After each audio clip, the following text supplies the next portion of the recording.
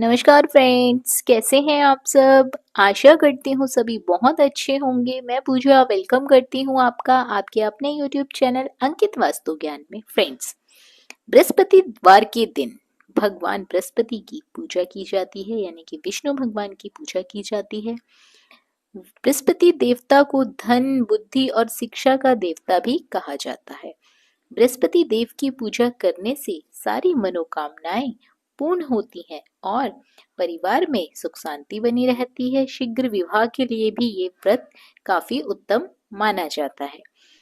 Friends, मैं आपको आज गुरुवार व्रत की कथा सुनाने जा रही हूँ। इस कथा का श्रवण करने से भी हमें पुण्य फलों की प्राप्ति होती है, और यदि आपने व्रत किया है और आप कथा नहीं सुनते हैं तो आपका व्रत अधूरा माना जाता है। व्रत करने के बाद कथा जरूर सुननी चाहिए, और यदि कोई व्यक्ति व्रत नहीं रखता है और वो गुरुवार की कथा सुनता है तो उसे भी पुण्य फलों की प्राप्ति होती है, साथ ही उसको बृहस्पति देवता की कृपा मिलती है, उनका आशीर्वाद मिलता है। तो चलिए फ्रेंड्स, कथा शुरू करते हैं।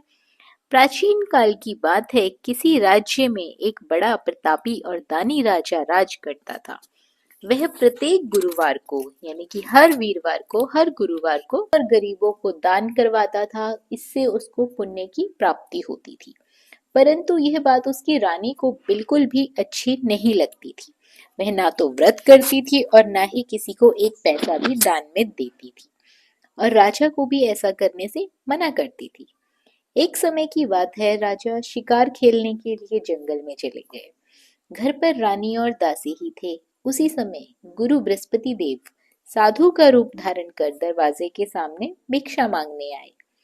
साधु ने जब रानी से भिक्षा मांगी तो वे कहने लगे, हे साधु महाराज, मैं इस दान और पुण्य से तंग आ गई हूँ। आप कोई ऐसा उपाय बताएं जिससे कि सारा धन नष्ट हो जाए और मैं आराम से रह सकूं। बृहस्पति देवता ने कहा, हे देवी, तुम बड़ी विचित्र हो। संतान और धन से कोई दुखी होता है भला? अगर अधिक धन है तो आप इसे शुभ कार्यों में लगाओ, कुंवारी कन्याओं का विवाह करवाओ, विद्यालय बनवाओ, बाग बगीचों का निर्माण करवाओ, जिससे कि तुम्हारे दोनों लोग सुधर जाएं। परंतु साधु की इन बातों से रानी को खुशी नहीं हुई।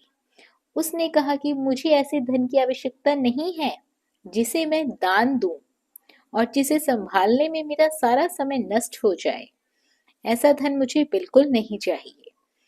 तब साधु ने कहा कि यदि तुम्हारी ऐसी ही इच्छा है तो मैं जैसा तुम्हें बताता हूँ तुम वैसा ही करना। गुरुवार के दिन तुम घर को गोबर से लीपना, अपने केशों को यानी कि अपने बालों को पीली मिट्टी से धोना, बालों को धोते समय स्नान करना, राजा से हजामत बनवाने को कहना, यानी कि शेविंग करवाने को कहना, भोजन में मांस मदिरा खाना, कपड़ा धोबी के यहाँ धुलने डाल देना। इस प्रकार 7 बृहस्पतिवार को यदि तुम ऐसा करती हो तो तुम्हारा सारा धन नष्ट हो जाएगा। इतना कहकर साधु रूपी बृहस्पति देव अंतर्ध्यान हो गए। साधु के अनुसार कही बातों को पूरा करते हुए रानी को केवल 3 बृहस्पतिवार ही बीते थे कि उसकी समस्त धन संपत्ति नष्ट हो गई। भोजन के लिए राजा का परिवार तरसने लगा। तब एक दिन राजा ने रानी से बोला कि हे रानी, तुम यहीं रहो, मैं दूसरे देश को जाता हूँ, क्योंकि यहाँ पर मुझे सभी लोग जानते हैं, इसलिए मैं कोई छोटा मोटा कार्य यहाँ पर नहीं कर सकता हूँ। ऐसा कहकर राजा परदेश चला गया। वहां वह जंगल से लकड़ियां काट कर लाता और शहर में बेचता। इस तरह से वो अपना जीवन व्यतीत करने लगा। इधर राजा के परदेश जाते ही रानी और दासी दुखी रहने लगे। एक बार जब रानी और दासी को 7 दिन तक भोजन के बिना रहना पड़ा तो रानी ने अपनी दासी से कहा, हे दासी, पास के ही नगर में मेरी बहन रहती है, वो बहुत धनवान है। तू उसके पास जा और वहां से कुछ लेकर आ, ताकि थोड़े दिनों तक हमारा गुजर बसर हो जाए। दासी रानी की बहन के पास चली जाती है। उस दिन गुरुवार था और रानी की बहन उस समय बृहस्पतिवार व्रत की कथा सुन रही थी। दासी ने कहा, हे रानी, मैं रानी की बहन हूँ। आपकी रानी ने मुझे संदेश लेकर भेजा है। लेकिन रानी की बड़ी बहन ने कोई उत्तर नहीं दिया। जब दासी को रानी की बहन ने कोई उत्तर नहीं दिया तो वह बड़ी दुखी हुई और उसे गुस्सा भी आया। दासी ने वापस आकर रानी को सारी बात बता दी। सुनकर रानी ने अपने भाग्य को बहुत कोसा। उधर रानी की बहन ने सोचा कि मेरी बहन की दासी आई थी, परंतु मैं उससे कुछ बोली नहीं तो इससे वह भी बहुत दुखी हो गई। कथा सुनकर और पूजन को समापन करके वह अपनी बहन के घर चली गई और कहने लगी, हे बहन, मैं बृहस्पतिवार का व्रत कर रही थी। तुम्हारी दासी मेरे घर आई थी, परंतु जब तक कथा होती है तब तक न तो बीच में उठते हैं ना ही बोलते हैं, इसलिए मैं बोली नहीं। कहो दासी, क्यों गई थी? रानी बोली, बहन, तुमसे क्या छिपाऊं? हमारे घर में खाने तक को अनाज नहीं था। ऐसा कहते कहते रानी की आंखें भर गई। उसने दासी समेत पिछले 7 दिनों से भूखे रहने तक की बात बताई। रानी की बहन बोली, देखो बहन, भगवान बृहस्पति देव सबकी मनोकामना पूर्ण करते हैं। शायद तुम्हारे घर में अनाज रखा हो, देखो तो सही। पहले तो रानी को बिल्कुल विश्वास नहीं हुआ, पर बहन के बार बार कहने पर उसने अपनी दासी को अंदर भेजा तो वहां सचमुच का अनाज से भरा हुआ एक घड़ा मिला। यह देखकर दासी बहुत हैरान हो गई और दासी रानी से कहने लगी, हे रानी, जब हमको भोजन नहीं मिलता तो हम व्रत ही तो करते हैं, इसीलिए क्यों ना इनसे व्रत और कथा की विधि पूछ ली जाए ताकि हम भी व्रत कर सकें। तब रानी ने अपनी बहन से बृहस्पतिवार व्रत के बारे में पूछा।